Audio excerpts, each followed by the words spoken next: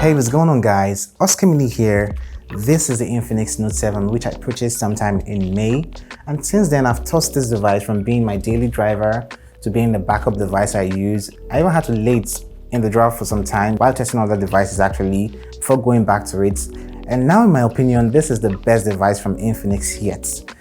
I think with the amount of time I've spent using the Infinix Note 7, which is about 2 months now, I should have a thing or two to say about this device, and without taking much of your time, you guys, let's get started.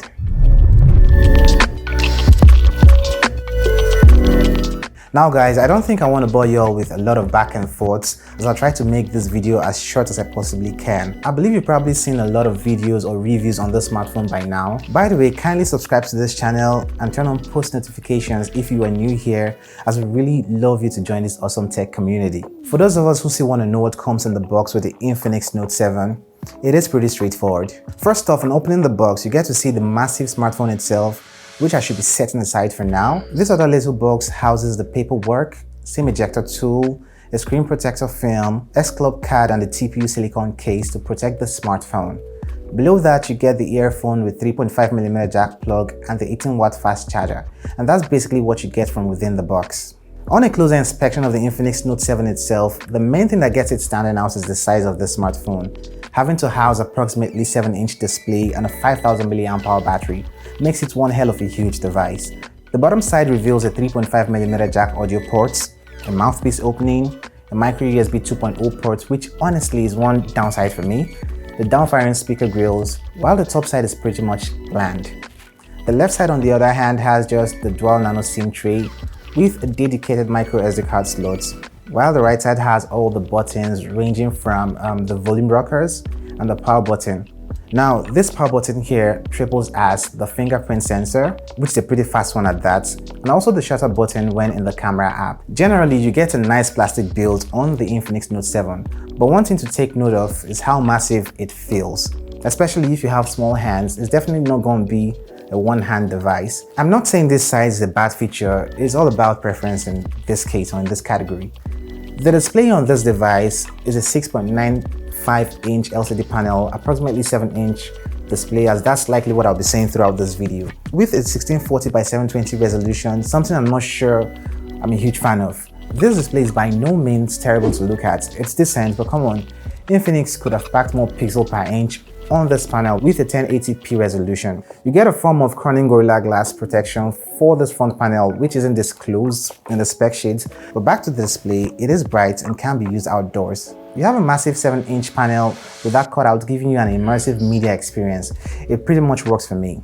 Onto the microphone here, it is clear as you would expect a $200 smartphone to be. You guys can have a listen for yourself. Yo guys, this is an audio recording on the Infinix Note 7, as though I'm making a phone call on the loudspeaker of the smartphone.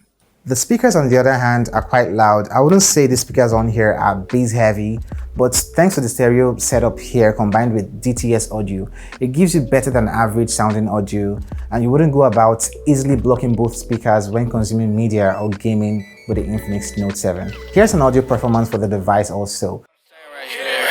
Tell them I'm switching my gear, yeah. Tell them I'm just getting started. Tell them this year's my year, ay. Tell them I'm staying right here. Tell them I'm switching my gear, yeah. Tell them I'm just getting started. Tell them this year's my year, ay. Tell them that, tell them that, tell them that, tell them that. Now, speaking of performance, first things first, we'll be talking about the specs on the Note 7. The unit I have here comes packed with the Helio G70 processor, 4 gigs of RAM, 64 gigs of internal storage, a 5000 mAh battery, and the smartphone runs on Android 10. You could also get another variant which comes in 6 gigs of RAM and 128 gigs of RAM configuration, while it still maintains other specs of the variant I have here. Gaming here is one of the best aspects of the Infinix Note 7. First off, it feels like a huge and immersive 7-inch gaming console. It is considerably bigger than the Nintendo Switch, right? Give me a moment. The Switch comes in at 6.2-inch and at 720p display, and you're getting a 7-inch panel on the Infinix Note 7 with the same resolution. Not forgetting the fact that you're getting G70 processor, which powers this device for efficient gaming and processing. PUBG on here was definitely amazing. and defaulted to HD graphics and high frame rates. Other things that contributed to the nice gaming experience here include the stereo speaker, bringing about better sounding audio. You can't block out both speakers while gaming or consuming media on the Note 7. A 5000 mAh battery is what you get from the Infinix Note 7, something I mentioned earlier, and combining that with the 18-watt fast charger included in the box, you can easily charge this device up to 100% from zero in less than 2 hours. Screen on time is over 11 hours, and in fact, if you want to see a dedicated battery drain test for the Infinix Note 7 against other smartphones such as the Camon 15 Premier, the Samsung Galaxy A71, and the Tecno Spark 5. I did cover that in another video, and I have a link in the description for you guys to go check it out and see how this device performs. All in all, you get an amazing full day use with the Infinix Note 7's battery, even a day and a half depending on your use case. Over to the cameras here.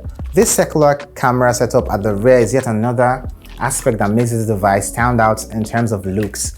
This camera design isn't a new design in the market here, as a couple devices from Nokia such as the Nokia 7.2 has the same design at the rear. The quad camera configuration features a 48 megapixel sensor mode which takes regular 12 megapixel photos too, 2 megapixel depth sensor, a 2 megapixel macro, and an AI lens for low light photography. Pictures are pretty much okay. In fact, the thing to say here is photos are technically the best I've seen from the brand yet or in recent times. Great dynamic range, nice looking color reproduction, and all these are dependent on a single factor, which is good lighting. The 48 megapixel mode gives better details than the 12 megapixel mode, but at the cost of about 10 megabytes more space requirements per photo. I think a lot of people would usually set this phone to the regular 12 megapixel mode. Hence, what I use for the major part of this video would be the 12 megapixel mode on the camera. Truth be told, most mid-range smartphones tend to produce decent images whenever they're exposed to good lighting, but things begin to go south for them when there isn't adequate light. That also seems to be the case with the Infinix Note 7.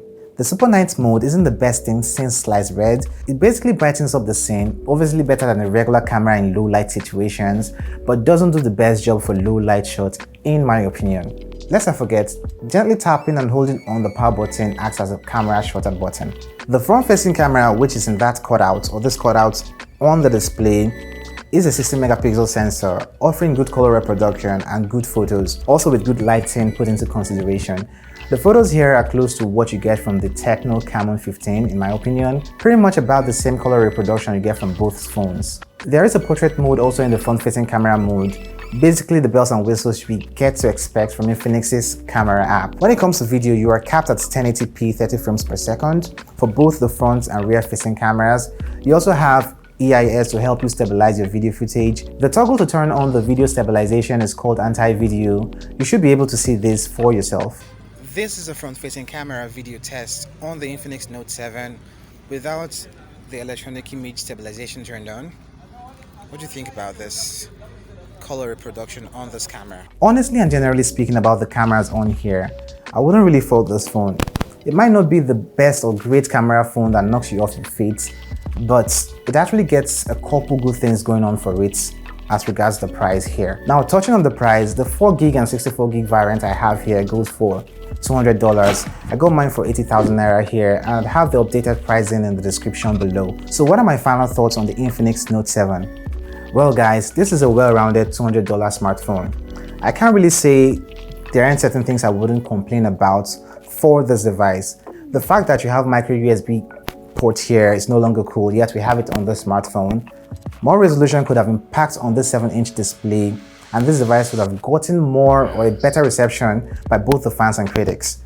But of course, for something around this price range, it goes without saying that the specifications here could be understood, and the Infinix Note 7 is a better than average buy for the money. Guys, this smartphone is really huge actually. And there you have it, my detailed review of the Infinix Note 7 after about 2 months of using the smartphone. By the way, would you guys want to see a comparison between the Note 7 here and the Xiaomi Redmi Note 9S? Do let me know in the comment section below. Do not forget to like, share, and also subscribe to this channel. Other than that, it's goodbye, and I'm gonna catch you in the next one. Cuídate.